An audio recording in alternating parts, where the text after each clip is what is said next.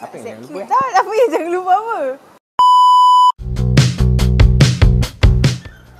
Orang kata east side the best side. Kita try tanya Farahim. Tengok apa dia cakap. Okay guys? Of course lah east side best side. Because got flipping good. Mana ni Haikal Malik? Kata dah jumpa kat sini. Macam faham dia cakap east side best side. Aku dah lapar.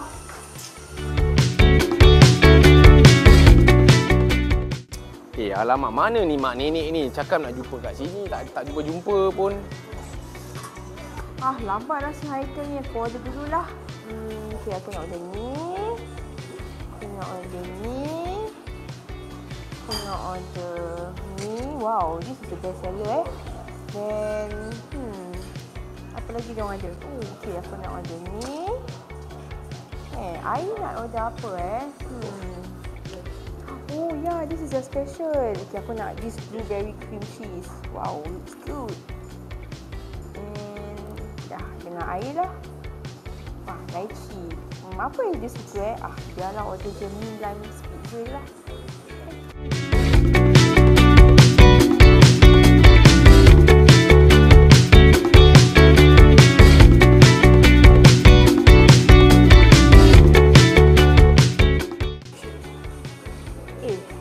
Tak sampai-sampai. Makanan dah sampai tau. Dah lah, aku makan dululah.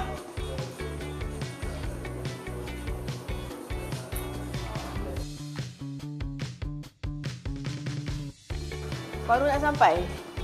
Inilah baru nak Dah lah. Makanan pun dah sampai. Aku dah order. Makan je.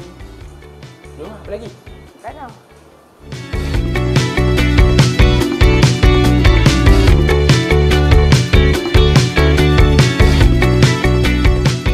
Seandainya, kalau korang ada dekat east side, which is the Best side. yes, korang boleh datang dekat the Flipping Good. yes, which is located dekat 282 Bedok Road. yes. Okay, seandainya kalau korang tunjuk yang korang follow dorang dekat dorang punya laman sosial, which is Instagram and TikTok. Okay, tunjukkan video ni kat dorang, you can get yours $10 off. yes, Your betul. total bill. Betul, tapi janganlah korang apa tahu nak add on with another promo. Yeah. Ini yang terbaik yang kita boleh kasih kau. Yes. $10 off. Let's say korang datang 8 orang. Okay, maximum dia boleh kasih up to 4% minus off $10. 4% minus $10. Okay, macam gitu. Maka dari itu, saya Haikal Malik. Dan saya Hinta Melon.